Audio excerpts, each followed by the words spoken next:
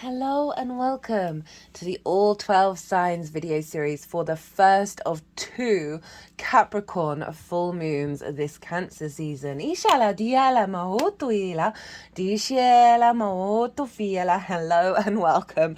My name's Chloe. I work with card divination, astrology, as you just heard. And as you can see, I channel multi-dimensional energies through my body, both in the form of physical and vocal light language. This is going to be happening throughout the reading. It brings in healing, attunement, and activation codes to the messages that come through.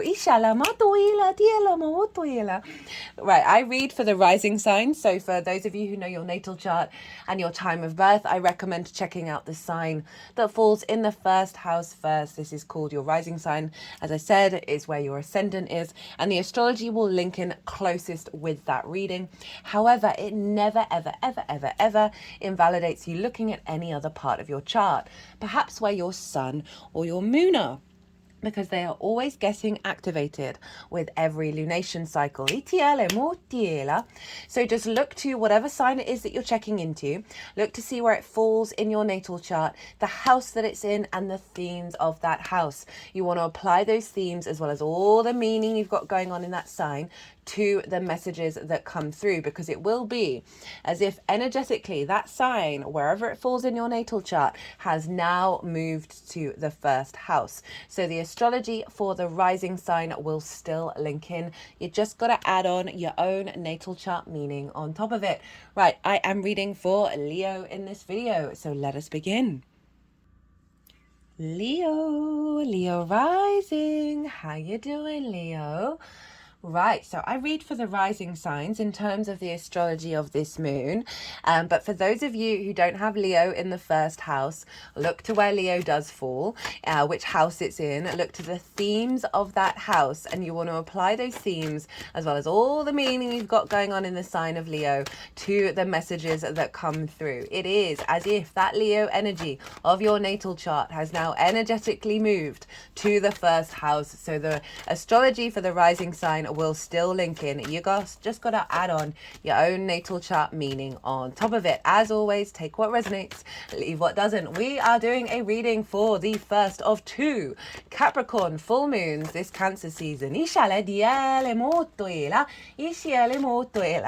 those of you who are new, who didn't quite catch the introduction, I channel multi-dimensional energies through my body, both in the form of physical and vocal light language. There's lots of other ways as well, but those are the two main things that come through in these readings. These hand movements, this isn't me, this is the multi-dimensional energies that I channel.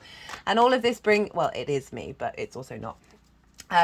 It brings in healing, attunement, and activations, and it's going to be going on throughout the reading, giving energetic support to the messages that come through. I am going to be breaking down the astrology for the Leo risings, of where this moon is and what's going on. I'm going to be pulling some tarot cards, and they're going to go into three piles. The first pile is what have we learnt, what's been integrated in the lead up to this full moon. The second pile is the energy download that's coming in with the full moon that will then unfold over the next 6 months. We're going to have two of those in the Capricorn area of our chart, with that second full moon that's coming up after the new moon in Cancer. And the third pile is how to work with the energy that's being downloaded. So I see lunations as portals for download codes and activation codes. So even though this is a full moon and that can represent an ending, an element of completion, an element of an ending of a cycle, with that we then get an upgrade. We then get a download that we then integrate over the next 6 months, taking us up to the new moon in Capricorn during Capricorn season. So we've got some powerful energy showing up. We've got two Capricorn full moons. Where is this happening for you, Leo rising? This is happening in your 6th house of, basically this is the adult in the room. This is work, how you work, physical health, routines, co-workers, and pets. So you're getting a big boost, a big illumination energy a big sense of upgrades and completions in your sixth house of the adult in the room. Now, I've done a collective reading already. That's always the first video that goes out. And that's where I break down the astrology in way more detail of how the celestial bodies are talking to each other at the exact moment of the full moon, and really sort of expand on what that frequency looks like, because it forms a harmonic blueprint that's then downloaded into our vessel. And I really sort of expand on what that feels like, and so then you can able to tap into knowing what you can work with, right? Lots of channeled messages. I had lots of visions around this particular lunation cycle, collective tarot as well. So if you want a deeper understanding of this reading, I would recommend going and watching that collective reading first. Maybe pause this video, go and check it out, to then the astrology and the tarot obviously links into the Leo area of your chart, but if you've got that baseline, you can really then amplify how you're then working with the energy from your own inspiration, from your own autonomy. I will be bringing in the major themes that come in from that collective reading into this, so you know, it's not exclusive, you know, I will be bringing it in because there's a lot going on with this lunation cycle. There's a lot tied into the eclipse energy, to things that we've been working on since Aries season last year. It's a very powerful energy that we're working with this lunation cycle, and this is in conjunct your Leo energy. Now, an in conjunct, this is not a traditional aspect. It's when we have 6 different energies trying to work together, and that can be discombobulating, can have some crossed wires, miscommunication, frustration, feel like you're putting in a lot of effort but not really getting the results that you need. And those are the sort of the difficulties and the challenges within in conjunct, right? Because Leo, you are fixed fire, you are yang in nature, and Capricorn is yin, it's earth, and it's cardinal. So we've got 6 energies being like, oh, I don't understand you, I don't get what's going on here. And then the way that I like to describe it is herding cats, right? If you don't know that that's the job that you're doing here, right, if that's the challenge, then it can feel incredibly overwhelming, discombobulating, and frustrating. But once you're like, okay, I've got these 6 energies who are all very independent, they all very confident within themselves, they've all got their own agenda, how do I get them to work together, right? And that's the trick. Yes, an in conjunct is a bit more difficult, but it's a very powerful energy, because once you sort of mastered herding cats, then you have the capacity to harness 6 energies working together. It's a very inventive energy. It's helping us break out of tradition, break out of old patterns, and bring in new possibilities. Now, the in conjunct, we have had in conjunct new to full moons since the Aries season last year, when we had 2 new moons in the sign of Aries. And so this is meant, right? So for example, we've had the Sagittarius full moon, but then we had the Gemini new moon. They are opposite one another. So we had the full moon preempting the new moon in terms of the opposition.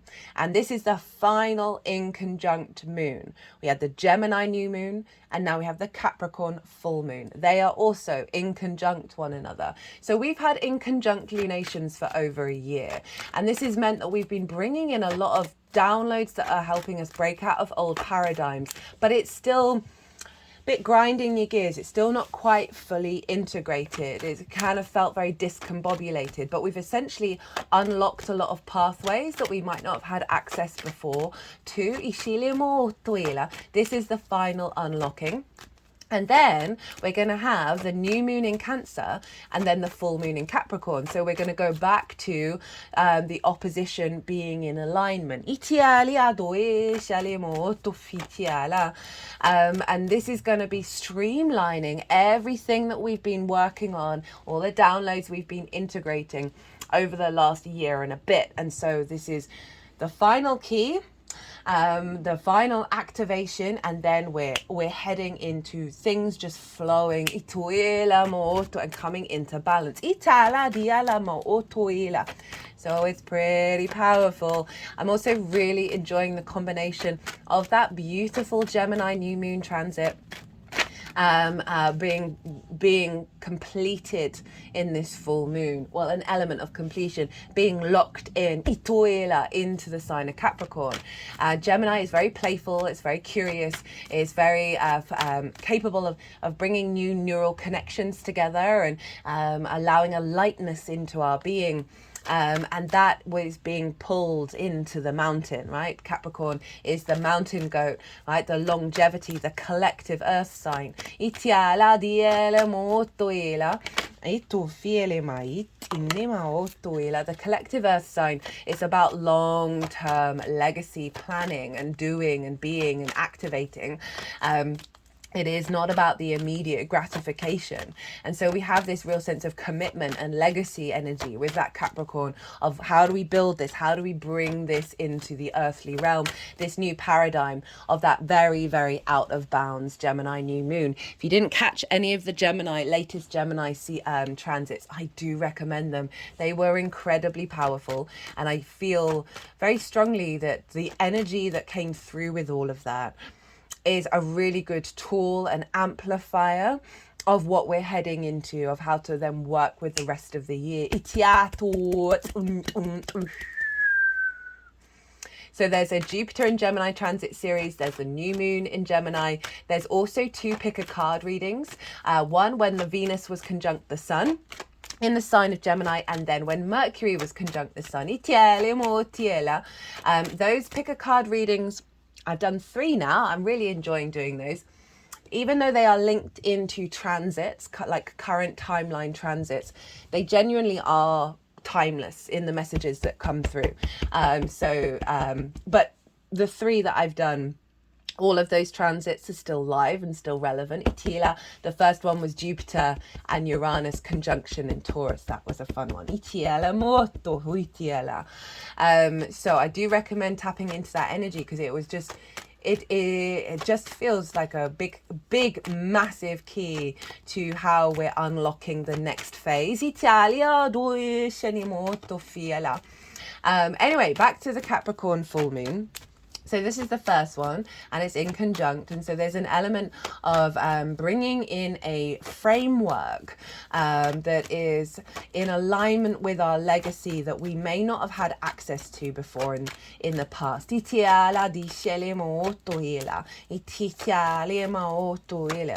in your 6th house of work, right? How you work, how you understand things and figure things out and put it into practice. It is your physical health, your routines, as I said, it's the adult in the room. And so often this house can get neglected, especially through neglect or addiction and impulses and not being able to really go, okay, wait a minute, actually what serves me is taking care of my physical vessel, of figuring out how I find joy and love in the way that I work, and really finding a dedication to that, because it's such a very satisfying energy. And getting routines into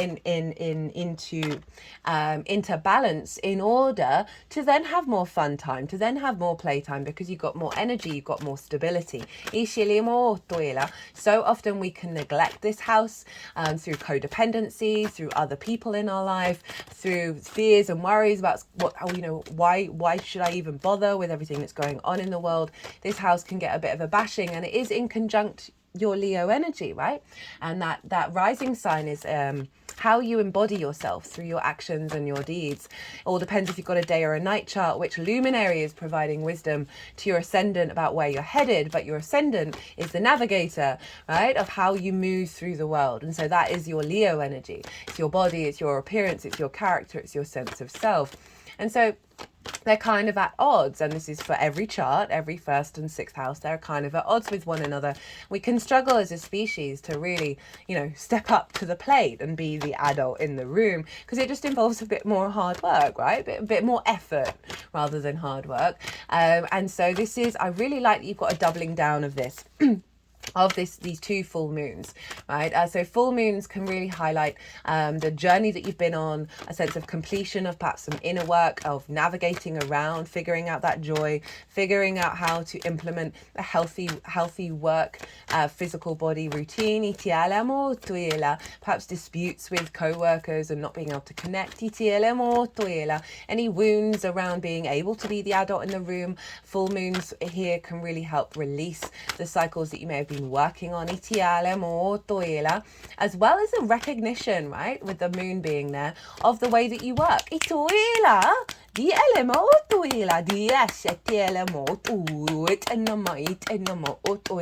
So you could see co-workers being like, hey, I really like what you did there. I really appreciate the way that you figure things out and the way that you work. Getting a bit more recognition from that, because there is an illumination here. The light is being shone, and the moon represents our intuition. So we can see heightened intuition around developing a deeper connection to the way that you work. More intuition, perhaps around health issues, or what's best for you in terms of maintaining your physical health and your routines. And the moon is also linked into, obviously, our emotional body, whether our needs are being met or not, whether we are receiving nourishment or giving nourishment. And so when the full moon is there, we can have a highlighting of heightened intuition, heightened clarity. You might get some inspiration about the next stages of integration, as well as perhaps your needs being met around validity and recognition in the ways that you work. A deep sense of nourishment just energetically into your physical vessel. That's then having a knock-on effect with your physical health. We can also see highlights of what we might need to focus on, that may be blocking and limiting our capacity to fully integrate and expand in the 6th house, that we can then work on over the next 6 months. So some triggers might show up around that full moon, only to help you see, okay, there's a bit of stuck energy here. But it is right, vibrant energy over in your work house, and I love that. Getting a big energy boost here. Now, we have to look to where the sun is, and the sun is over in the sign of Cancer. They are being very specific with your cards, Leo. It's over in the sign of Cancer, along with Mercury and Venus. They're all conjunct one another at the time of this lunation. And this is over in your 12th house, your hidden house, your house of mysteries. So the difficult house, the 12th house, but it's very magical. There's no getting around that. But it's the unconscious spaces, it's behind the scenes, it's that which is hidden. And so often in our unconscious spaces, we have trauma responses, we have limiting beliefs. We can find anxiety, depression, grief, loss, isolation here, a heaviness, a withdrawal, a sense of restriction, of wanting to be more inner, wanting to, there's an element of, perhaps, especially with Cancer being there, of feeling a bit melancholy, of activating a heightened level of depression and a sense of anxiety. But underneath all of that is the magic of your soul, and that's one of the paradoxes and twists of being a human being, that we've got to go through the labyrinth to get back to ourselves. And as I said, it's a very, very magical house. It's often a lot of the capacity to connect to source, the unseen, the unconscious. This is a house where it can feel very personal to you, but not integrated with the rest of your chart or visible to the external world. I always say with clients and with people that I chat to about astrology, do work on your 12th house, right? Try and figure out what it is about it that is so difficult for you to integrate. It often takes a lot of vulnerability to drag that 12th house kicking and screaming into the rest of your rest of your chart. It is a very, very powerful house. And so the Sun, Mercury and Venus are there. So you've got a more focus on the things that are going on behind the scenes. Now, this can be tapping into ritual, tapping into messages you're receiving from source, tapping into the unconscious magic that you have within yourself, as well as shining a light on anxiety and depression and those stuck trauma responses and emotional responses. You might find yourself going more inward, especially with the Sun being there, because there's visibility, there's a light being shone on this 12th house of like just spending a bit more time by yourself, contemplating these things and working through them, because it is the house of isolation. And that can be consciously by, I'm going to go and retreat. I'm going to maybe go on a retreat, where you have more space to dive deep into this energy. Now the Sun, Venus, Mercury all combined one another. This is a really beautiful, tender, soft energy that's coming in for you. I love it when we've got transits in the 12th, even though they can often be the heavier part of the year. It can often be a bit more difficult, a bit more, maybe your energy levels aren't the same. I remember my last 12th house transit, I ate my feelings. I spent that whole transit eating a lot of ice cream. It can come up in many different ways. I've had, other transits where I'm fully in ritual, I'm fully doing lots of sort of magical things all the time, right? It really, really, really does depend on what's going on with you and your natal chart and lots of other timing techniques. Italia. So Venus and Mercury. Venus moving through the love, because Venus connects the dots, right? She likes to connect. There's a sense of appreciation and value. She's bringing love. She's bringing harmony. She's bringing grace into your life. So she is the balm that is smoothing over some rough edges in the 12th. She's helping you find a deeper sense of value of the experiences, even if they're difficult, that you're connecting to. And the intention is to bring about more union. Venus in Cancer is the Two of Cups. Mercury is really good. It's another energy of connection, of connecting the dots, finding the information, right? Really being able to piece things together. You might find that your thought processes are a bit more melancholy at the moment, a bit more withdrawn, but just know that is in order for you to go deeper into understanding the range of emotions that you have and the range of experiences that you have. I would use this time during Cancer season to, if there are things bubbling to the surface that involve perhaps a need to communicate with other people, give yourself some space to digest what's come up. And then if you're feeling intuitively driven, right, Cancer, very much linked into the personal connection to our emotional responses and our intuition, even if it might feel a bit scary, when the intuition, I often find with intuition, it's like the door's opened. Where an energetic door has been blocked for that energy to move through, it then becomes wide open and it becomes incredibly natural for you to do that. I would lean into those experiences because they are going to support the activations that are going on with everything going on in your 12th house. This can have more vision and clarity around connecting to the hidden spaces, connecting to those unconscious spaces and the magic of your soul, with the balm of Venus to soothe it. Now, I talked a lot in the collective reading about forgiveness. And there's an element of what's going on here with this moon in Capricorn. Moon in Capricorn, Capricorn's ruled by Saturn. Saturn is all about, Saturn's a big, heavy planet, right? It's about responsibility, due diligence, commitment, integrity, legacy, and it can bring about restrictions, isolation, separation, a sense of impinging authority on you. It can be very cool, right? Saturn can be very cool. It's linked into the metal lead. There's a heaviness there. There's a weight there, right? There's a steeliness I often feel with Saturn. Of like, it's also Capricorn, so it's longer term cycles. Of like, can we get over it? Can we get over it and move on? And it's not about invalidating those feelings and those experiences, but sometimes we just got to laugh at the situation and then focus on the long-term goals. And that's what's going on with this moon in Capricorn, with everything going on in Cancer, is that power of the moon in Capricorn is allowing us to sort of draw a line under the sand. And we're also at the end of the in conjunct moons. And now we're heading into forward momentum. And with the Venus, Mercury, Sun conjunctions all together, there's an element of heightened intuition that is allowing us to see, with that moon in Capricorn, the longer term energy rather than perhaps the immediate entanglement, right? There's a lot, being very present and being in the now is different to being very reactionary and entangled in your emotional body, to the sense where you get dysregulated.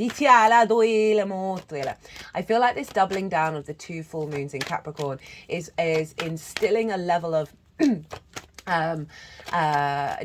just releasing like the trigger wire sensitivity that we may have, and refining it for our sensitivity to pick up on things that are more in alignment with our longer term nourishment.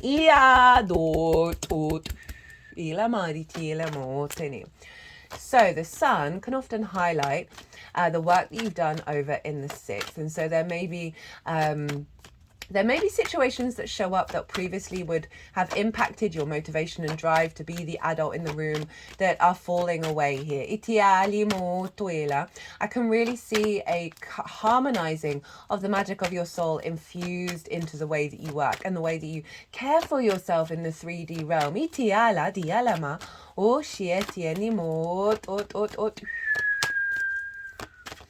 And an ability to harness these two together, and release some limitations in the unconscious spaces. It then freeing up a lot of energy for you to gain more nourishment, for your needs to be met in regards to the way that you work and the way that you take care of yourself. That I can also see in terms of the visibility, right? Of the way that you work, of the way that you work, that may have been blocked from the unconscious spaces. So often we can have a real diminishing lack of value of like, oh, I don't deserve this, I don't deserve to be seen, I don't deserve to be recognized, I don't deserve to be appreciated because I am a worthless worm. Not that worms are worthless, they are fundamental to the breaking down of soil, and the nourishment there. But you get what I'm saying, that something may have been said to you from a very early age, or you're carrying a really heavy ancestral wound. That's been coming up in a lot of the readings of like these blocks that this Capricorn full moon is clearing out, that has allowed you to step into your embodied power when it comes to knowing the own value of the work that you do.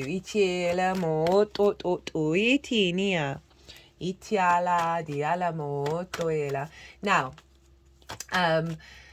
there's lots of other cool astrology stuff going on, and I break that all down in the collective reading. So if you want to know that on a more nuanced, complex level of what's going on here, go check that out. But the only other thing that I'm going to talk about is the fact that Saturn is ruling this moon. And so whatever's going on with the ruler of a sign is impacting the sign that it rules and influencing it. And Saturn is over in the sign of Pisces. It's going to go retrograde in between these 2 Capricorn full moons, which is wild. And so Saturn over in Pisces is influencing what's going on in the sign of Capricorn. And you have Pisces in your 8th house. This is another in conjunct to your Leo energy. Now the 8th house is all about the outside world's resources.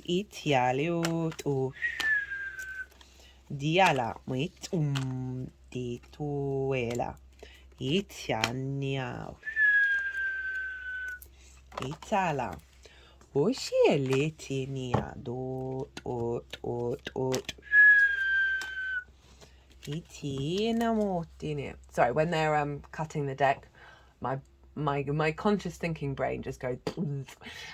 What was I talking about? Pisces, 8th house.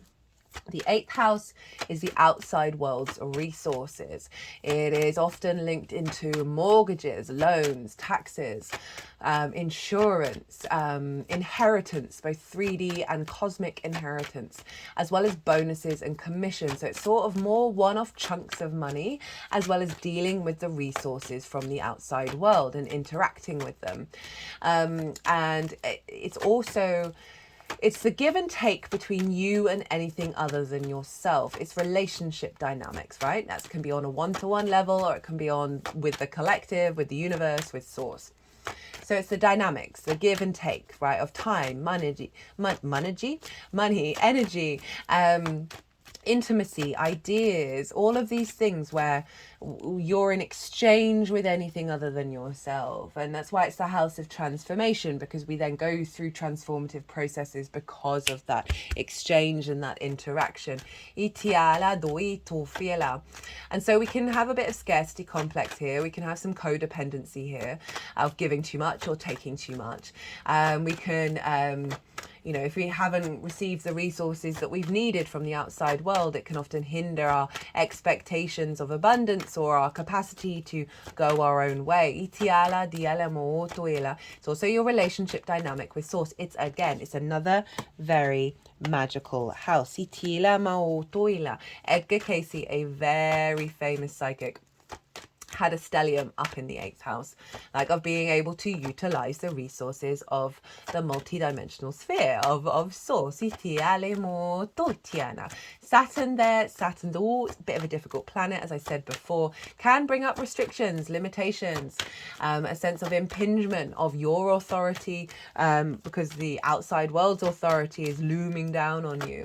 So you may have found...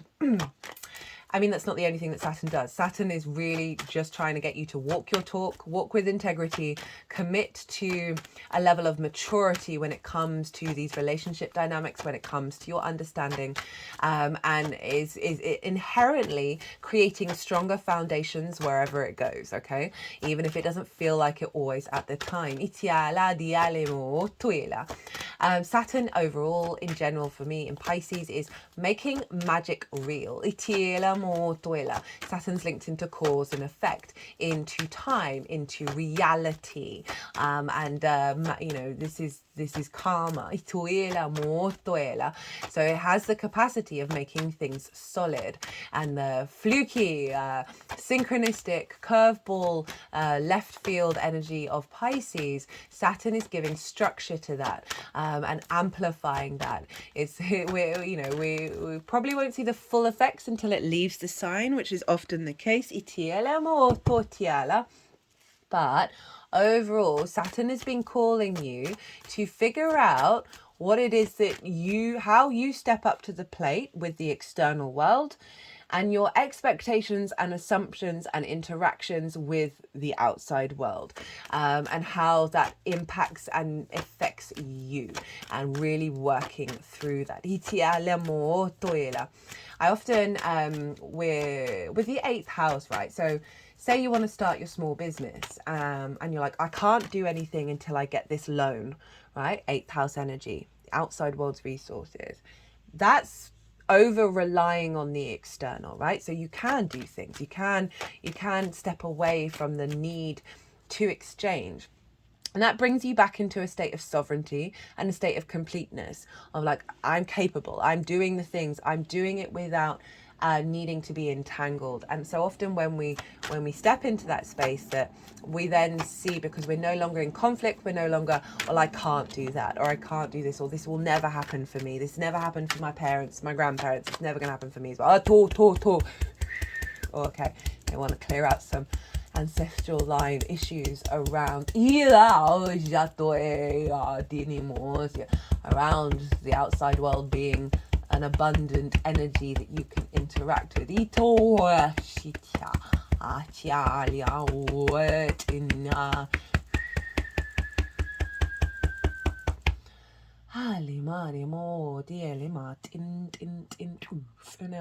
says layer the land, ancestral wisdom. Love that there's someone standing on top of a mountain. Capricorn is the mountain goat. Climb every mountain. What is that now? Is that sing every mountain? There's two. I've got two songs. I've got The Sound of Music, and now I'm just getting Ain't No Mountain High Enough. Oh God, there was a weird, came out in the UK. I don't know whether it came out anywhere else. Of something about Mountain High, River Low. I'm gonna go find that track. That's taken me back in time. Ituila dila from the 90s. Italia torciele mo tuela. What was I talking about? Oh yeah, I was clearing out some ancestral stuff around blockages and always seeing limitations when it comes to the external. So Saturn is influencing your 6th house, right? And so I can see this really being a boost. You know, I was talking earlier, so often we can sacrifice that 6th house for other people, right? Where we surrender our capacity to be the adult in the room for ourselves because we're prioritizing the needs of other people. And so with Saturn being in the 8th of your relationship dynamics, it's really calling you to step into your authority and your maturity around, well, actually, no, I need to prioritize this 6th house. This is what's important right now. And it's going to create a stronger foundation for any relationships that come into your life that maybe like, hey, don't do that. Or I've just got a long list of relationships that I'm aware of where one party wants to eat really well. Well, not all the time, but just eat healthier and maybe do some more exercise or want to go out and just really take care of themselves. But the other party's like, I'm going to be drinking every night in the pub, and seeing the diminishing effects of the like it just not having the support, right? Or it's not nearly support, it's like not having the will of the other person wanting to be the adult in the room as well. And rather than like putting up with it, like this energy is like, no. I know what's going to serve me in the long term. If you're not here for that ride, then we'll go our separate ways. I also see this as a stronger interaction with your relationship with Source, and that becoming more concrete, that is feeding into the way that you work, right? The co-creation that you do, the inspiration that comes through, the alignment that's there with Source, however it resonates with you, influencing your capacity to stand firm in the ground and commit to being the adult in the room for yourself, and also seeing the magic come through, especially with that Cancer energy over in the 12th even. Into the way that you work. Now let's go in terms of recognition, right, of the outside world. That it may be that this cycle, the next 2 cycles of the external world seeing the value of the way that you work. There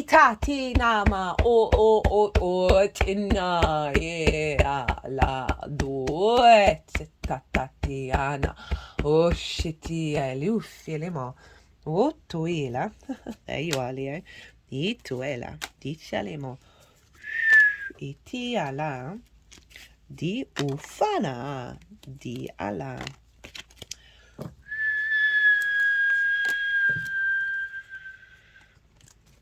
Di aliana.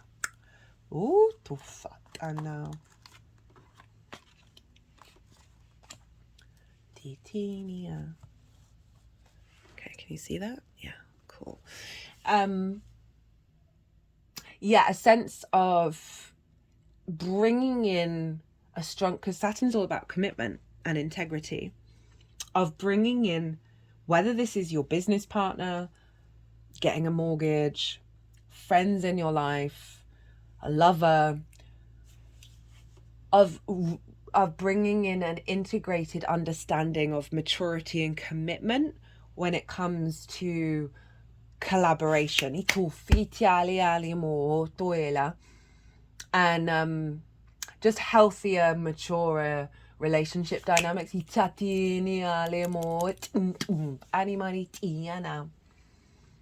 Yeah, I can see that. I can definitely see that. Okay, so look to where your sun and your moon are in your natal chart. Look to the themes of the houses that they're in.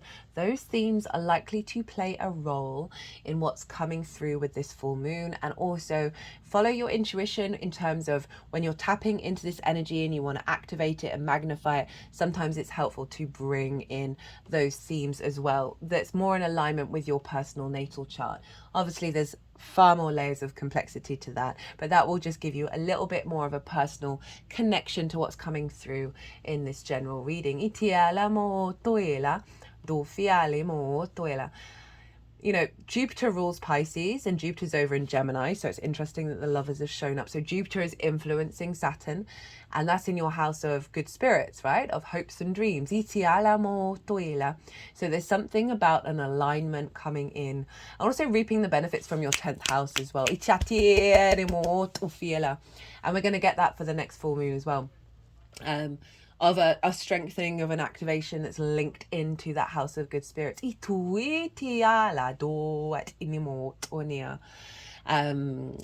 so I'm going to go, the deck's down, all the cards are out. I'm going to go consciously quiet. Okay, that's interesting. So they have me crossing my arms, and I was like, well, I need to move on to the next stage, but I have no... so I always try and follow my instincts. They're doing a bit of energy work here with these crossed arms. I wonder if it's about these sort of... It's making me think of the Eight of Swords, where the woman is bound, right? My arms feel like they're enclosing me. And they're kind of resting over the solar plexus, which is linked into like you taking action in the world, right? It's very much our drive. I can see it's the sort of worky energy.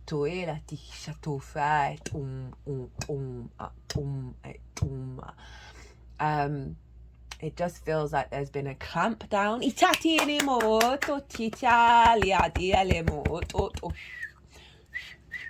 They're now doing work around the throat chakra. They release the arms, release the clamp.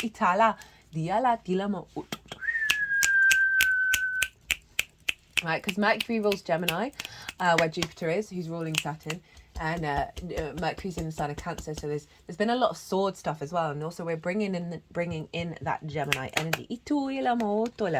Right, Leo. Let's. I'm going to go consciously quiet. The energies that I work with. Okay,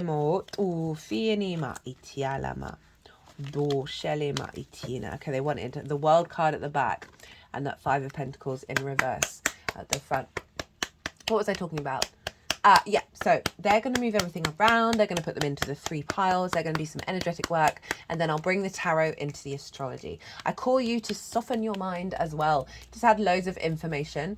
Let it all settle into your unconscious mind.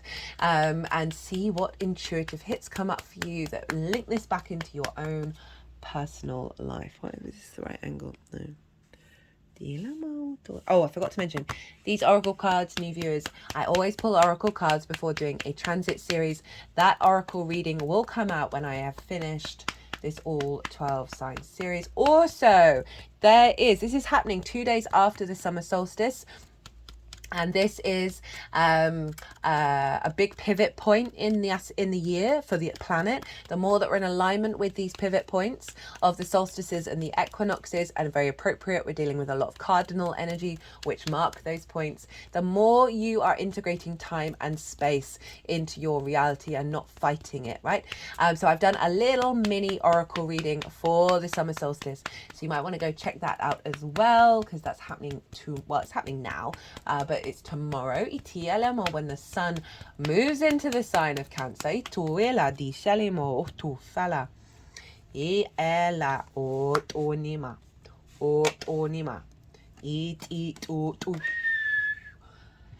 Blockages around feeling that achievement, of having the drive, of having scarcity in your life.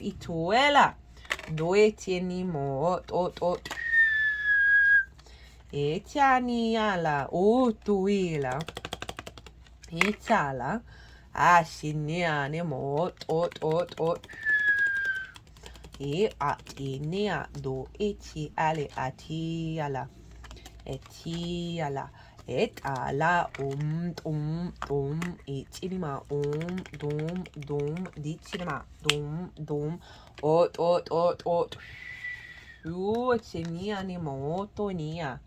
Diala. Blockages around abundance. Itiala. Dufi tiala ma. Dilemot. In. Itala. Itieni ma dufa tiala. Yala ma. Ot.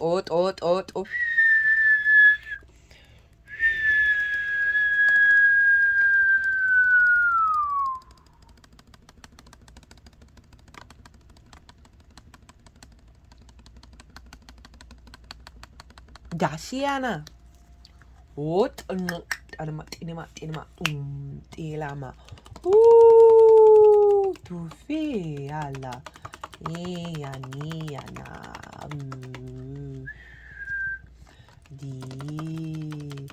Diala.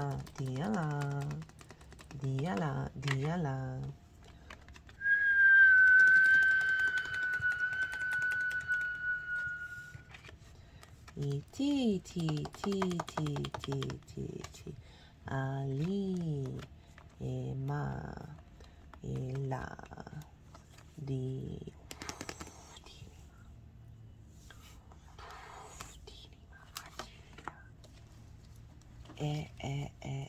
Uma.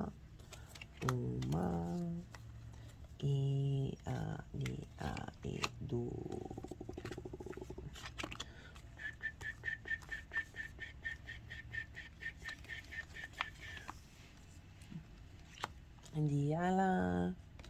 Diala, ma ot. Ditufinia. Ditiala matila. Dushini matina dinimo. Oh, yalema. Fufana. Yala. Itiana.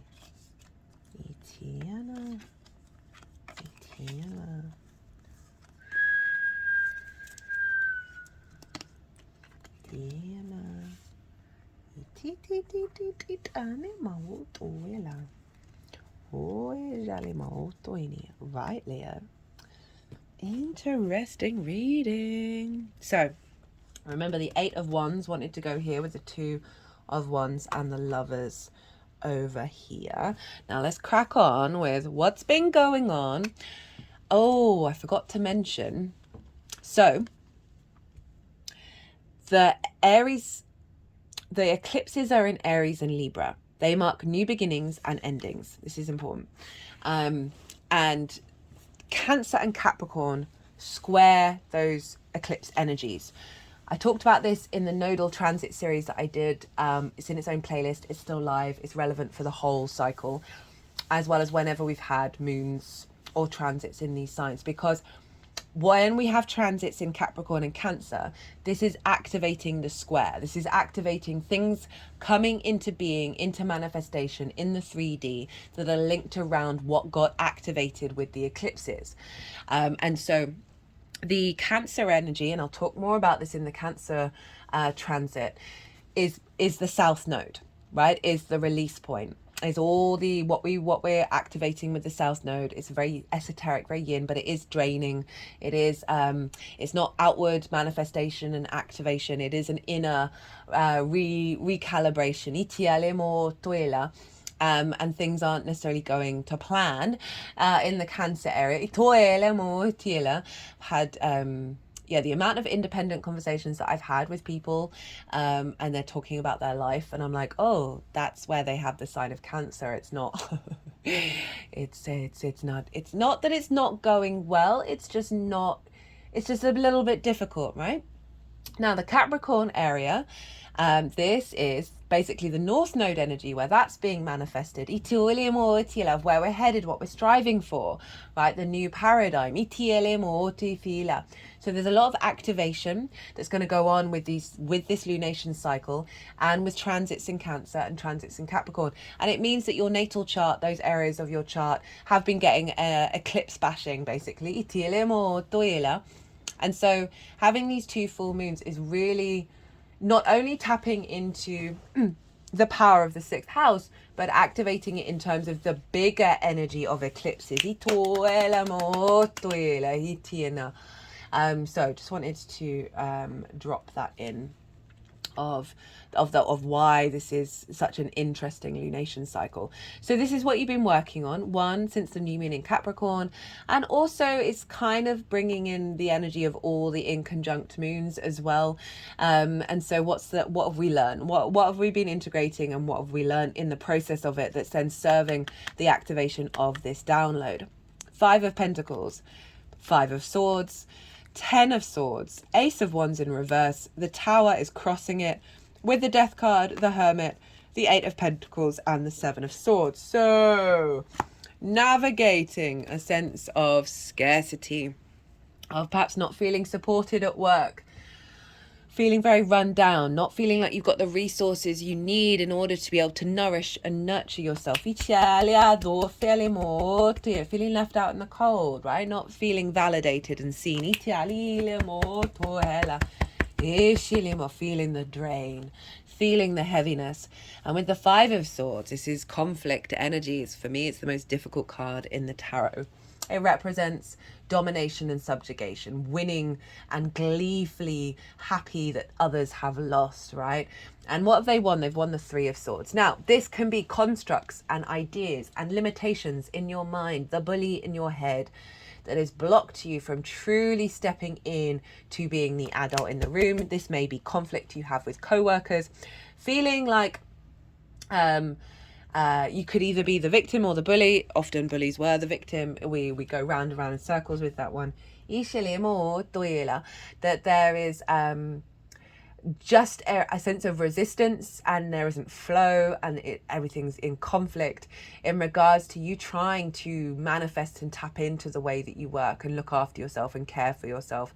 And that may have had knock-on effects of like, you know, doing battle with what am I doing, why am I doing it kind of energy. We've then got the 10 of Swords, big karmic energy, feeling immobilized, right? Not feeling you've got the movement that you know is within you in how you embody your work.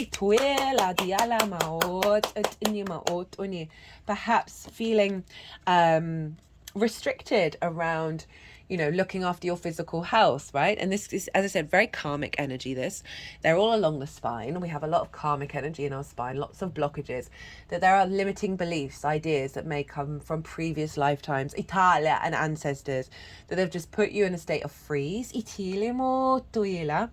got the Ace of Wands in reverse, right? Doubling down on not necessarily perhaps having the motivation, the drive, the virility, the passion, the you know is in there. And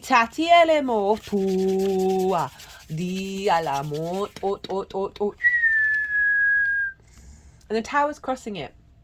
And this feels like it's a mixture of external and internal towers. That things have been knocked down, pulled down around you that may have felt quite disruptive. But always know with the Tower, it's taking down things from the top, from the superficial energy, rather than the base. The base is still strong, but it can feel very dysregulating. And when it's crossed like this, what I'm picking up on is you've also been pulling down, being in awareness of this, and been slowly pulling down those structures within yourself. Because I'm also getting with it half up, half down, of it's been a slow process. So this may be like, you know, just not feeling satisfied, things not really working out, things disappearing, strange turns of events and all of that, as well as those limiting beliefs within ourselves around being able to be the adult in the room. We've got the Death card with the Hermit, which is showing that you've understood you're going through a process of letting go, of releasing things that have had an authority over you that no longer serve you, of that you are in a cycle of change, right? I remember all these inconjunct things that they've been bringing in these new paradigms, but we're having to catch up and release a lot of old baggage in order to really integrate all of it. And I guess it's a kind of an acceptance of that there are things that aren't working out, and making peace with that. And through that, you've gained a great deal of wisdom. You've gained a great deal of sovereignty, because with a hermit isn't bothered about the outside world and what it thinks of them. It understands its inner wisdom, its inner light, and it seeks to cultivate that. And then in turn, people come to the hermit for advice. So there's something about a withdrawal over this cycle of contemplation and figuring out, okay, well, what does that sixth house really mean to you on a very fundamental level? This is also your second house, Virgo, of your skills and your tools, and how you manifest regular income, and also manifest in general. It's also about how you value yourself. So there's something going on with what's happening in the sixth that's been impacting you. Figure the themes of the second, of like, well, how maybe there's been a release of income, like you're not getting the same income even though you're putting in the work. But also it's taken you on an understanding of, okay, well, what satisfies you in the way that you work, in the way that you understand yourself, right? And in terms of refining those skills and those tools despite that, and implementing them and putting them into practice, because we then get the Eight of Pentacles. Sorry, I will hold the card up in a second. The Eight of Pentacles and the Seven of Swords. And the Eight of Pentacles is whistle while you work. So even though there's some heavy energy here, these are really positive cards. But I love the Eight of Pentacles, because it's like, I'm busy refining. I'm busy refining who I am and how I embody that sixth house, and like, how do I want it to work? And this is taking you to a level of mastery, even if it may have felt a bit difficult and a bit isolating and a bit withdrawn over the last 6 months. But this showing up and saying, you've learned that you can still access this despite that. And that Seven of Swords, love the Seven of Swords. It's the color of the sun. This is a very positive card. This figure is stealing away. Where are you, buddy? Stealing away the Five of Swords, right? 1, 2, 3, 4, 5. So stealing away this energy of like, it's about thinking differently. It's about breaking against old patterns. And removing conflict and resistance in your life. So you may have had a lot of inspiration, a lot of understanding of walking your own path, as well as a new framework around which how you engage with that sixth house, which is no longer in conflict.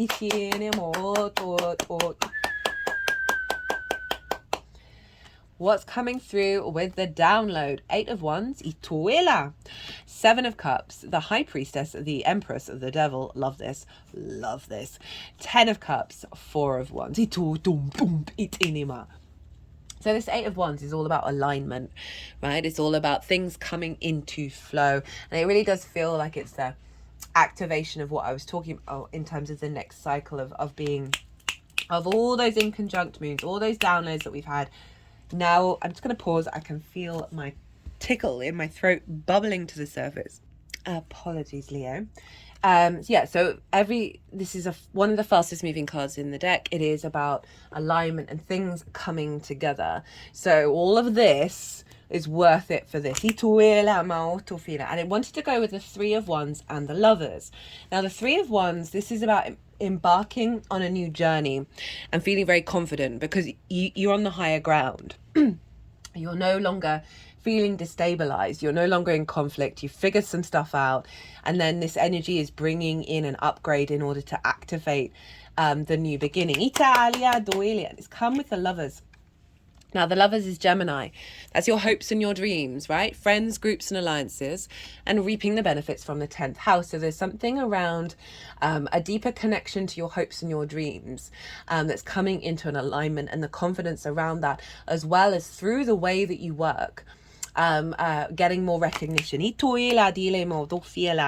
and reaping the benefits from your 10th house, which is your life purpose and career. It's also can see the way that you work, what it is that you bring to the table being more visible to the outside world as well. And if we think about relationship dynamics, if you want to take it into romance, there can be something around what you've been navigating, even if it's more sort of work orientated, has given you a stronger foundation around healthier relationship dynamics that can bring in a union that's more in alignment with that. It may upgrade whatever union you're already in. Because that 6th house, you need to figure out that 6th house if you want a healthy relationship in the 7th.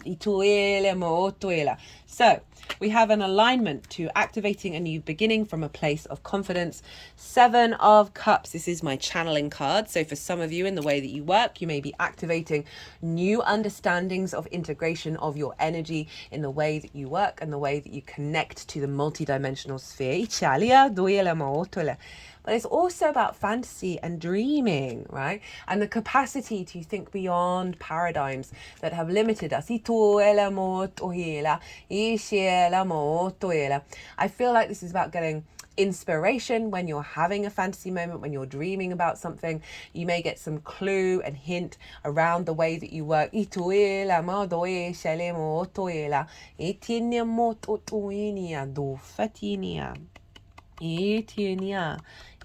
with Saturn over in Pisces, of the collaboration with Source, right?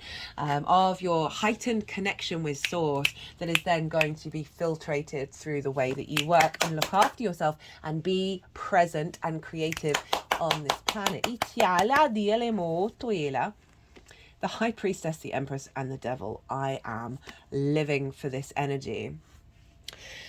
So, the High Priestess, this is about in a heightened level of intuitive frequency around you fundamentally knowing you are drawing towards you that which brings you nourishment and fertility and a sense of abundance, right? This isn't worrying about things. This isn't being in a state of distortion. This is very calmly you being in your power, right? And allowing your nature and your intuition and your instincts to help guide you in the next stage. It's also the card of the moon, and the moon represents our needs and our nourishment, right? And so there's an element of you're drawing towards you situations, environments, collaborations, a higher level of the way that you work, physical health, that is bringing you more nurture, interesting, more nourishment, and more your needs being met. And that it isn't going to involve, I don't want to say effort, but control. Because of the High Priestess, she's very yin. She knows that it's coming towards her. It's not the Magician here. There's a real heightened intuition in the way that you work, that you're able to pick up clues and signals about, you know, perhaps solving problems, or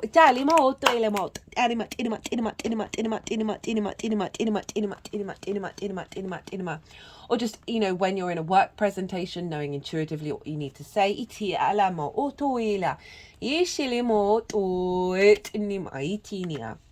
The Empress and the Devil. This showed up for Virgo as well. The Empress, this is Venus. Hello, Venus. She wants you to feel good. She wants you to be creative and fertile and abundant. And I love that energy is coming through in the 6th house, which can be a bit of a heavy house. Of activating more energy, more creativity, perhaps finding new creative ways of exploring the way that you work and the way that you look after yourself. It's also, again, a very fertile ground that she's laying for you in regards to, one, relationship dynamics that you have, whether that is validity in the way that you work or working together with other people. And then the Devil, this is Capricorn. right? This is before the devil was the devil. The devil was Pan. The devil was the horned god, right? This represents the male fertility energy of our capacity to create in the 3D dimension. It is so powerful and so virile and important. But it's also Capricorn. It's that legacy energy of you harnessing a power from a very intuitive, abundant space that is acting as a real strength within yourself, of your commitment to the way that you work.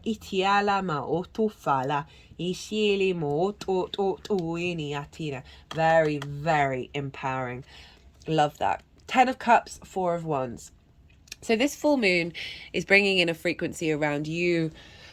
This is sort of more like the end results of it. Right, the 10 of Cups is the external expression of the 9 of Cups. The 9 of Cups is your internal gratitude, your sense of abundance, appreciating existing. And then when we're in alignment, like our chakra body is in alignment, we then see the rainbow externalized, right? So it's the only rainbow in tarot. I link the rainbow into the chakra body, as well as the bridge between the inner and the outer world. And these are all in alignment. This is the happy nuclear family. So for some of you, this is about a relationship in your life where there's a stronger level of commitment, of willing to work together in a healthy way that is seeing ripples effect in, you know, in a healthier relationship dynamic. But it's also seeing through an activation of your inner alignment, your sense of with the intuition and the alignment coming in, and the sense of feeling good, that the way that you work, what it is that you're putting into practice over the next 6 months is going to impact the rest of your chart. You're going to see that flow come out in the external. Some of you, this might be about getting a bonus or a commission. That means you can put that money towards activating a dream come true. Then got the 4 of Wands. Love this for the 6th house, because this is all about celebration. It's about a milestone. And it's about having put in the hard work over the growing of the vegetables. The harvest has now come in. And you're celebrating, right? There's a real sense of rejoicing over the fruits of your labor. Again, this is also a marriage card. So there can be something around like really mature, healthy working relationships where you're now taking that commitment to the next level, where you're working together. How to work with this energy. We've got the World. We've got your card, Leo. We've got Pisces, the Moon, and the Page of Cups. So this is know thyself and the world will open up to you. And so how to work with this is really figure out what's important to you, and not be distorted by the external world. This is really calling you to step into a high level of commitment to understanding what moves you, what drives you, and how to implement it that isn't linked into anybody else's past or how they do things. It has to, this feels like it just has to come very instinctively from you.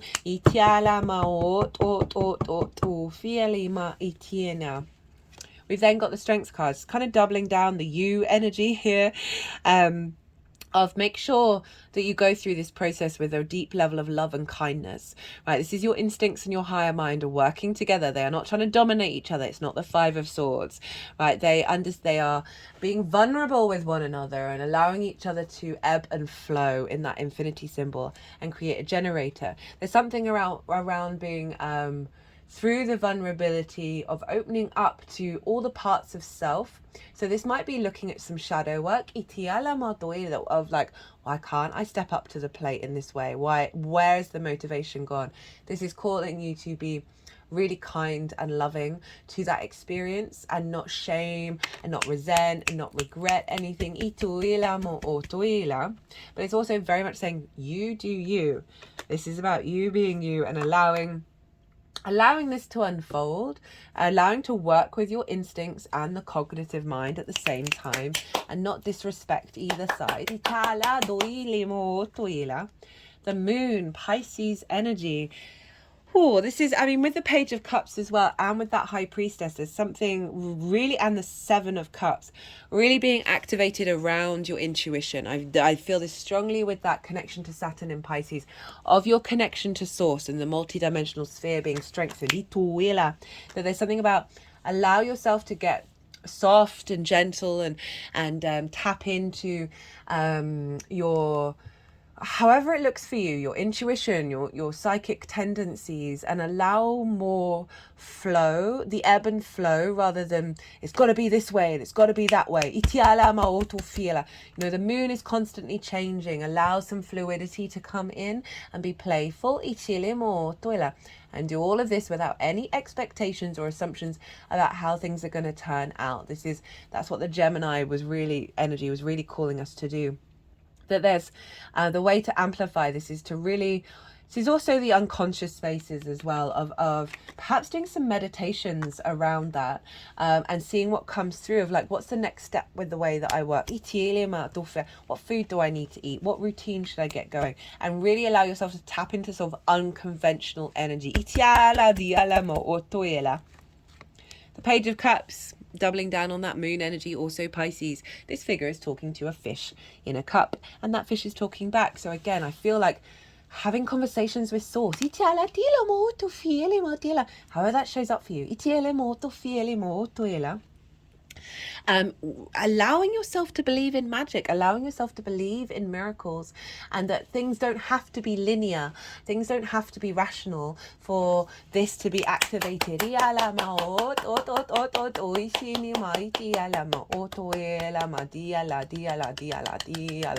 I can also see this as you communicating from a place of love about the way that you work.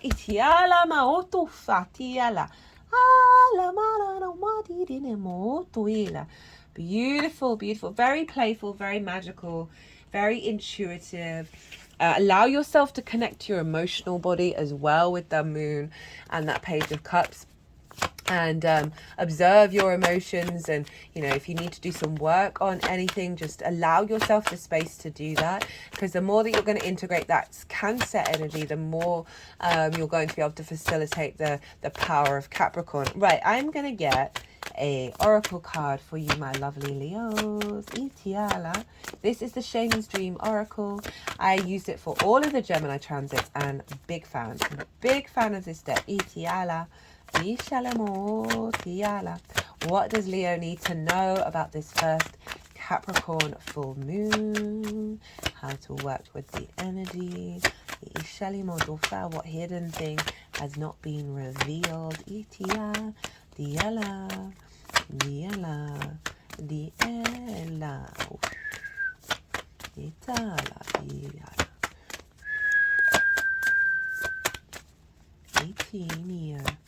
What does Leo need to know? Yeah, there we go. Oh, dinema doela. Oh, tishinia. So we've got two. We've got the closing door, completion, and whale song resonating. Ituela. Endings, completion, your greater calling. When the closing door shows up, it's a call to recognize an ending, to terminate a relationship, job, task, or situation that has been dragging on for far too long. Unlock the cage you've been trapped in and shut the door behind you. This is not the time to worry about what others may think or feel. Instead, break with your routine, consider what you think and how you feel, and be true to your heart's calling. That just summed up everything that I just said there. Oh my goodness, that's hilarious. It's time to walk out the door. If you do not see a door, but only a solid wall in front of you, ask for assistance. Muster the courage to say no more. Remember as well that no one else needs to be wrong in order for you to do what you've known you needed to do for a long time. If the door to a project or a relationship has been closed to you, stop knocking on it. You have tried that already and no one answered, at least not in the way that you would have liked. Oh, that's nice. It's tying in the relationship side of it. Take this as a gift, difficult and painful as it might be. Move on. Every door that shuts is an invitation to find another way, another path to your destination. Better to recognize this earlier rather than later. How many of us leave a relationship or a job years after we knew it was time to move on? Okay, maybe some of you out there need to change your job. Obviously, do what your intuition tells you to do. Stop wallowing in the pain and lingering on the reasons why things did not work. It's keeping you from your greater calling. Bow deeply before the closed door. Give thanks to the lessons and set yourself free.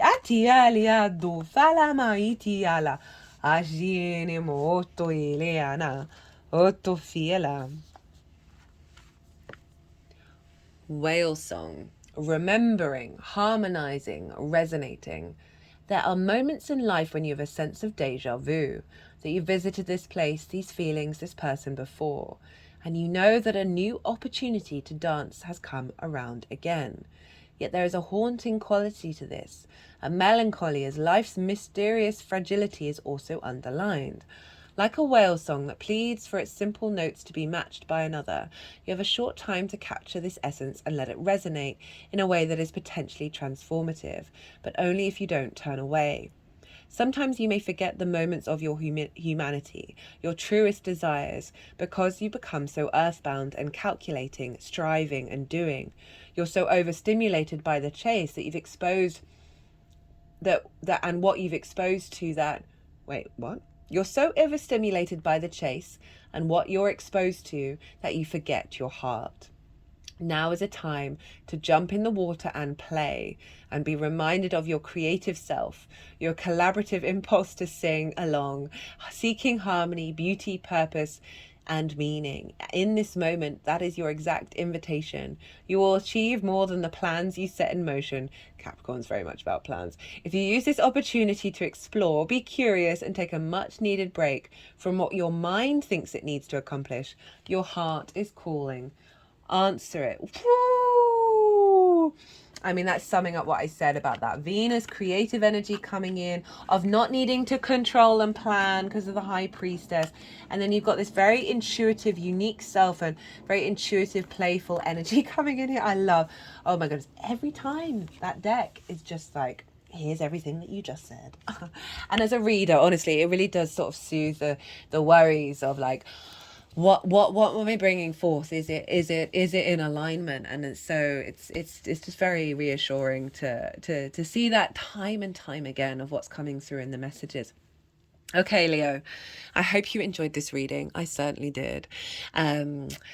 If you want a personal reading, a deep dive on this or anything else, my website is in the description box.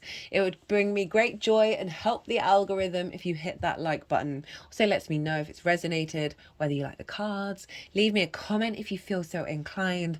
But other than that, Leo, woo, be good to yourself, be good to those around you, and most importantly, be well until we meet again. I just think that's perfect for the Gemini Capricorn energy, right?